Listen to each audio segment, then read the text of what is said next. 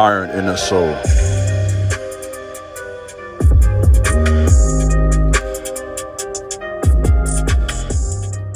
What's up, YouTube? This is Iron and Soul, back today with another very important message. Please subscribe to my channel, like this video, share this video, leave a comment, let me know what you think about my content. Also, feel free to follow me over on Instagram at TheKingJabez, and if you want to book a consultation, go to my website, theironandsoul.com. It will be greatly appreciated. Well, man, let's do some work. Let's get back to this talk of retention, and we're going to go back for a while today to an ancient Hebrew, one of the first patriarchs in the history of the Hebrews in Israel, and that is Isaac. Isaac was the son of Father Abraham. Abraham being the father of the Jewish Hebrew nation, and then you have Isaac, who was the firstborn of Abraham, and the second in a lineage. What I mean by second, I'm referring to Abraham, Isaac, and Jacob. And from Jacob came, of course, the 12 tribes of Israel. Isaac himself, according to my study, was on retention. He was a celibate man, and he was in the field meditating on one particular passage before he met his wife, which is very interesting when we think about today's community online of men. So the ancient Hebrew, Isaac, according to my study of scriptures, you know, guys, I've been studying scriptures thoroughly, was on retention. He was meditating. He was probably working hard. Of course, he had resources, he had money, he had the support of his family. So in today's video, we want to talk about Isaac, seed retention, meditation, and how this can help you go forward as a man.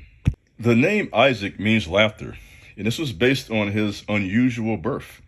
His father, Abraham, was 100 years old, right? And his mother, Sarah, was 90. So you had basically two elderly people who brought forth this miracle child. So Isaac was someone who clearly had a supernatural birth in really being brought into this earth. And everyone's life is, of course, important, and everyone's life is a miracle to a degree. And in his case, he clearly was destined by God, destined by the Most High for greatness. Of course, he had a very great head start with Abraham being his father, a man who was wealthy, a man who was in tune with the Most High.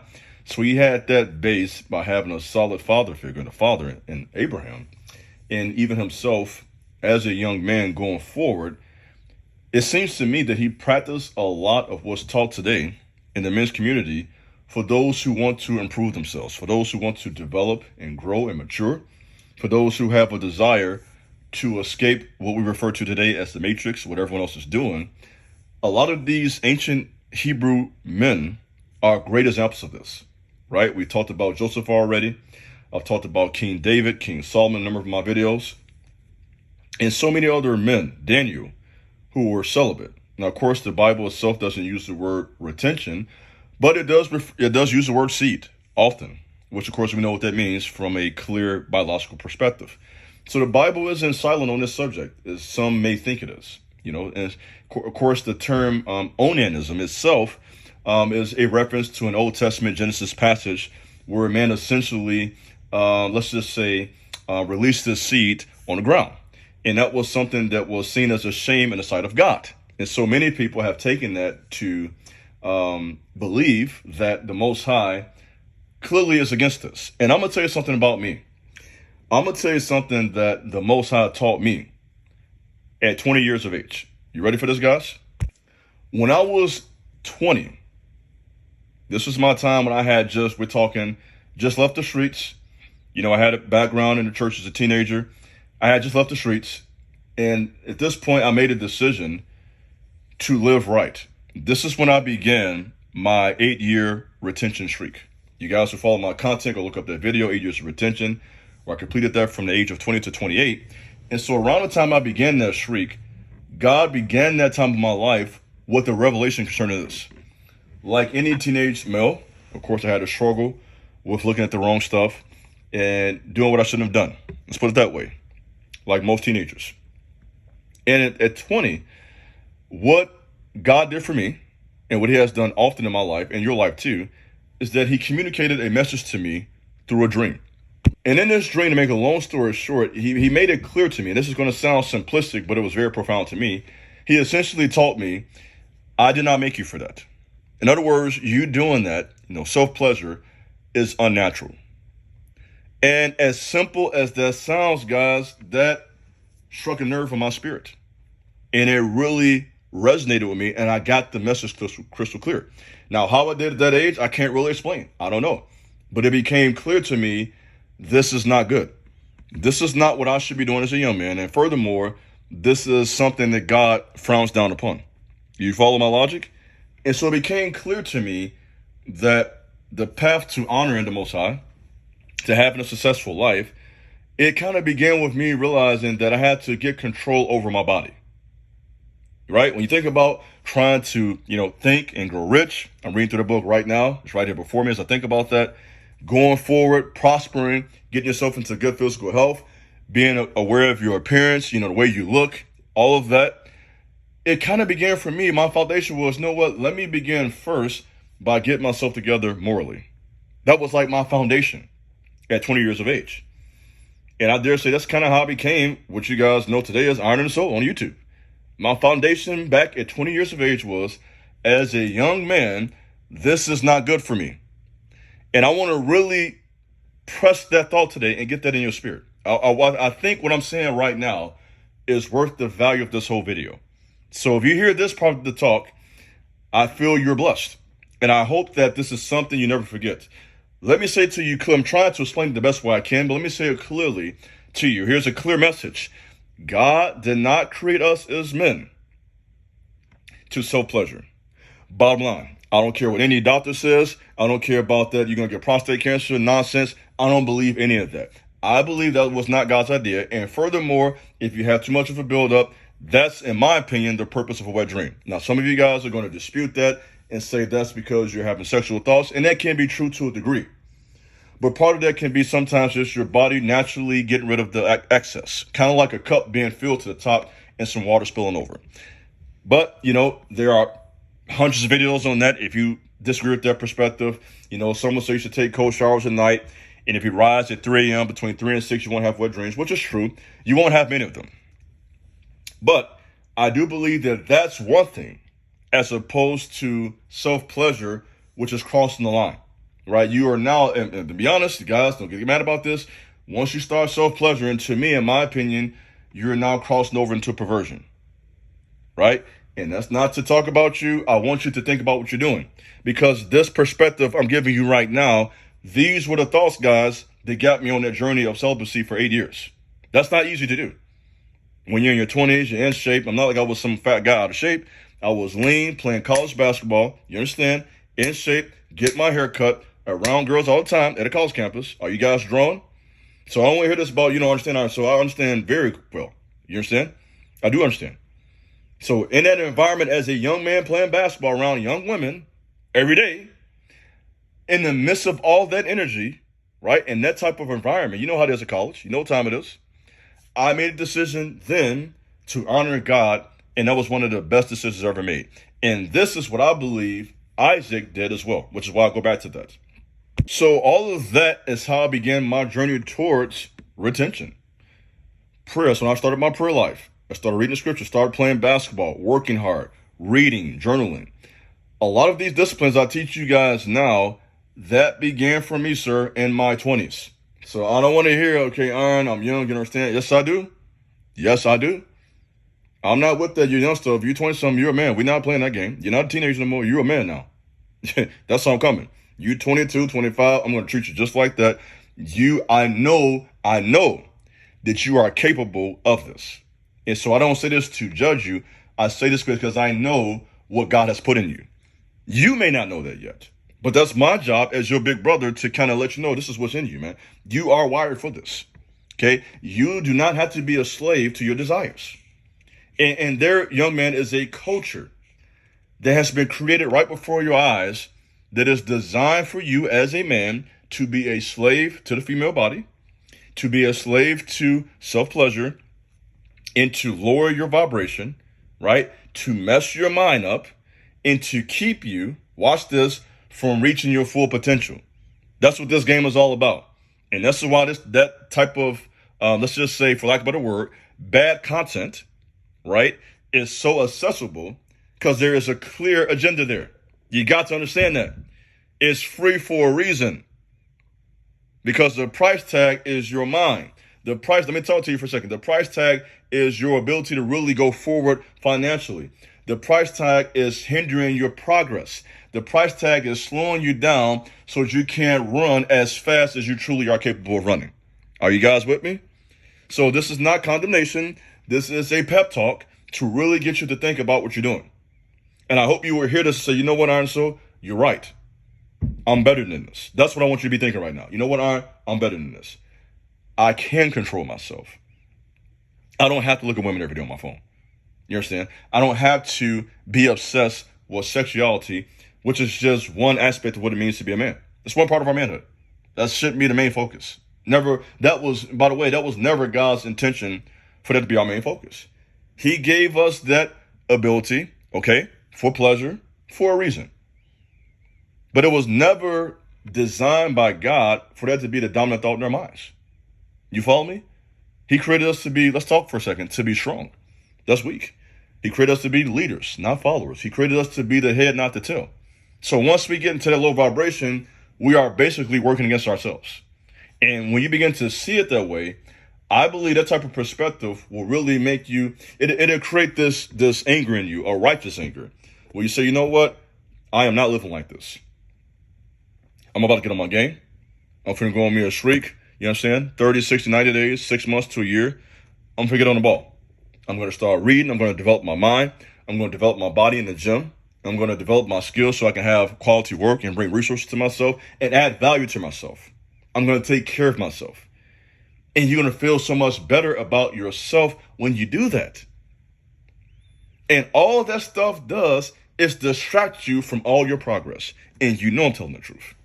So back to Isaac, his mother Sarah died when he was probably 35 to 38 years of age. He didn't get married till 40. Now, again, there is no clear reference to retention concerning Isaac, but I believe by him being one of the patriarchs, I have a hard time thinking that Isaac had an issue with self-pleasure. I don't want to believe that. I want to believe, and my conviction is, he was a celibate man before he met his wife, Rebecca. So at 40 years of age, he got married at 40. Up until that point, I believe Isaac was following his father's leadership. I'm going to talk to you. He was learning the course. He was wealthy. He was well off. He had a connection to his mother. He had a love for his mother, which is why when his mother died, his wife came and gave him the comfort that he was missing from his mother. You follow my logic? So that tells me that Isaac was a good young man. You can tell a lot about a young man by how he treats his mama. When a young man has an admiration and respect and love for his mama, that says a lot about him. You follow me? And I respect that when I see that. When I see how Waka Flocka Flames treats his mother. When I see how LeBron treats his mother. When I see how other men who are known, and even those who are unknown, respect their mother. How I treated my grandmother. I was very close. I was more close to kind of be personal here for a second. I was closer to my grandmothers, plural, too, than my mother. Nothing personal. Sometimes in life, guys, hey, that's just the way it works. And I had such a love and admiration for my grandmothers. I would have did anything for them, right? I would take them out to eat from time to time. We would go to Red Lobsters. We would sit down and talk. So I know that that's the mind of a pure young man. Are you following me? A man that's doing something that's wrong is not really too concerned with keeping that proper relation to his mother, who really is the most important woman in his life prior to his wife. Right? This is why when you get married, from a Hebrew biblical perspective, you are taught to leave your mother and father and to cleave to your wife. So the natural progression is that a young man first, of course, is connected to mom and daddy. And when a woman comes, that connection transfers to her, meaning you still love your mother and father, but now this woman is the most important thing in your life. You follow? So that was the natural process that Isaac went through. He was mourning the death of his mother, who was probably, at that time, who was the most important woman to him. And when Rebecca came, she brought that joy and comfort back to him. And when he met Rebecca, watch this, he was out in the field meditating. Follow me. So the way I see it, I can picture this, guys. I can just picture Isaac as this healthy 40-year-old man who had, of course, been eating good. His father wasn't poor. We're using common sense here. Sometimes, because it's not written in plain English in the Bible, we got to use our brain, common sense. Common sense says he was eating well. Okay. He was dressed well. He wasn't dressed poorly. You know how I know? When Rebecca saw him, she covered her face for respect. And she said, who was that man? The Bible doesn't say who, but you can just tell the tone. She got herself together. Who is that man? Who is that? You feel me? You know how a woman looks when she sees somebody that she thinks is on something. Are you following my logic? So when Rebecca saw Isaac, she was like, man, who is that man? That dude well dressed. He got this presence about himself. He probably was on a nice horse or camel, whatever he was on at the time. You understand? People around, he had servants, so that means he had workers. That means he was a boss. Are you following my logic? I'm teaching here. So he was a boss. He was a family man. He came from a wealthy, well-off family. He was out meditating. That means he was a thinker. He was pure. So here's this man at 40 years old. You follow me? I'm getting excited about this. I like this. Here's this 40-year-old guy. Meditate. That's for you guys who asked me, is 40 too old to be on retention? No, it's not. Let me give you that piece real quick for my, I think about 10-15% of guys who are 40 to 50. That's for you real quick. You're not too old for retention. This is for you too, sir. So that's for you guys who think you're too old for this. Here's this 40-year-old guy retaining, meditating, working, being a boss, being a family man, being a righteous man. Here's a good example for all of us. So here is somebody who spent his 20s and 30s, like you guys now in the age group who follow me, 1834. 1834, Isaac was pure. So if he could do that up to 40 years of age, sir, I know you can do this now for 6 months. Let me give you a go. Because some of you think, man, there's no way I can do this for 3 months. Stop limiting yourself, brother. Let me talk to you. Let me preach to you a second. Stop limiting yourself, brother. Let me talk to you. You're stronger than that. Let me get in your spirit for a second. You're better than that. Stop limiting yourself. Let me talk to you. Stop limiting yourself to 30 days of retention. 60 days of retention. 90 days. You know God's men did this for 5, 10, 15, 20 years. You understand me? You are better than that. You don't have to live on that level. You don't have to do what the devil wants you to do, brother. You're better than that. You're wiser than that. You can be more productive than that. And we have all these examples before us, men like Isaac, men like Daniel, men like Joseph. Are you saying, all right, those are all old school guys. They didn't live in 2023. Let me give you a modern version since you don't like that one. I grew up with a guy. You follow me? We went to the same Christian school. This man got married like maybe a year or two ago. He was a celibate virgin from the time he was a boy till he got married about 37, 38 years of age a few years ago. Are you following me? And he's a businessman and a model. He calls himself the money model. He was on business, modeling contract. I'm gonna talk to you now. Selling houses, getting this bread up, and he finally got married like a year or two ago. So don't tell me you can do this thing. I'm gonna talk to you today. I'm gonna talk to you today. This can be done now. We talk about Isaac, but I can tell you a guy I know who I grew up with, who stood on business and didn't get married to maybe a year or two ago. Celibate, in a church, making money, selling homes, driving nice cars, nice looking guy, obviously he's a model. And he made the intentional decision multiple times. He could have clearly went down the path of womanizing. That's clear. Okay, I've been around a lot of women, too. Clearly he could have went down that path. But he made a decision not to. You see? So you're talking to Iron, this is your brother Iron. We could talk ancient Hebrews, and we can fast forward all the way to 2023. You understand? So this can be done in this modern world, my friend. So the scripture teaches that Isaac went out to the field to meditate. So I'm going to look at Vine's Complete Expository Dictionary and how it defines meditation or meditate, and how this is important in our process of retention, purity, and purpose. The Hebrew word is Haggah, is mentioned in the scripture Hebrew Old Testament 25 times. The word means to meditate, to moan, to growl, to utter, or to speak. This word is common to both ancient and modern Hebrew. Found only 25 times in the Hebrew Old Testament, it seems to be the term, reflecting the silent and low sounds one may make while musing, at least as the ancients practiced it. This meaning is seen in its first occurrence in the text, "This book of the law should not depart out of thy mouth, but thou shalt meditate therein day and night," Joshua 1 verse 8. Perhaps the most famous reference to meditating on day and night is Psalms 1 verse 2. And it's of interest that that's first reference, also a most popular reference, is also where you hear the word prosper, or read the word prosper, which means to advance or to move forward.